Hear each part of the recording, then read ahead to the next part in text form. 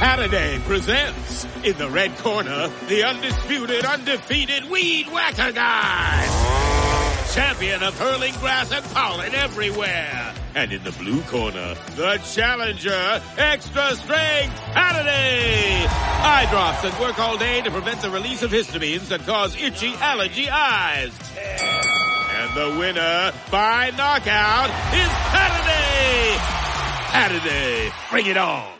Start here on the NFL gridiron for the first time in a long time, where the Kansas City Chiefs held off the Baltimore Ravens 27-20, following some last-second controversy in the NFL's blockbuster season opener. Patrick Mahomes thought for a moment that the Chiefs were headed to overtime. So did Ravens counterpart Lamar Jackson, who had found Isaiah Likely in the back of the end zone with no time left for a touchdown that appeared to tie the game.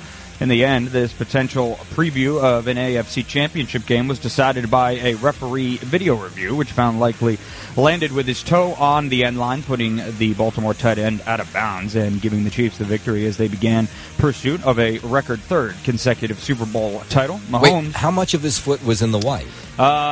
Just about less than half of his big toe. Well, I would come say. On, so it was like really that close. They had to hook. Yeah, and Patrick Mahomes said after the game, he said, "I got some advice for the kid. Wear white cleats."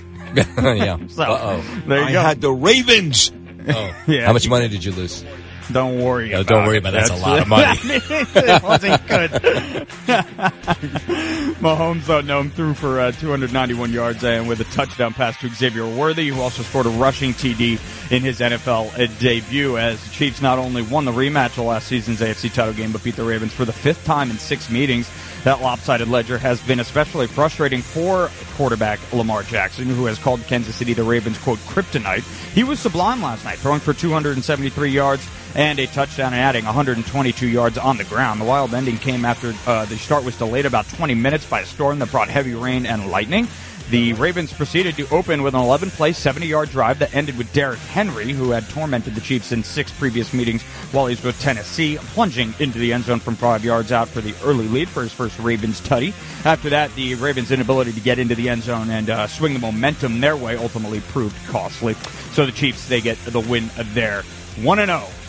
Following the NFL Sao Paulo game tonight out in Brazil between the Eagles and the Green Bay Packers, the New York Football Giants get things going here locally with their early Sunday afternoon kickoff against the Minnesota Vikings. That'll open up their season schedule. Kickoff is scheduled for 1 p.m. from MetLife, and the G-Men head in as 1.5-point home underdogs. Jets fans will have to wait until primetime on Monday night to get their first look at this year at quarterback Aaron Rodgers and their New York Jets. They've got a hefty test for their Week 1 matchup in the San Francisco 49ers, who will greet them in San Fran for an 8:20 p.m. kickoff on Monday Night Football. Have you seen these predictions that have the Jets going to the Super Bowl? Yeah. Well, Craig Carton said that on this show yesterday. He did, yeah, but I've seen others too, and I was like, okay. I mean, listen, we did this song and dance last year. How did that work out? I was telling Lewis yesterday. I'm like, do we really want to jinx the Jets again?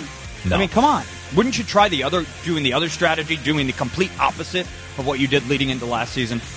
That's the way I would. All right. I mean, look, I hope they do. It'd be fun if they did. Yeah, exactly.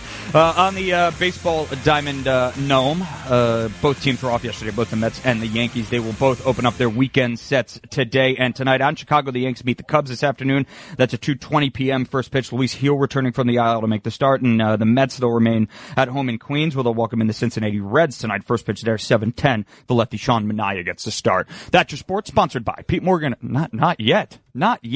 That's your sports, and I'm Justin Ellick on WABC. I mean, you could give him a free one. Yeah, I guess it is Friday, but my God. Because let's be honest. I'm not doing Pete any favors here. Come on. Back to you, Noam.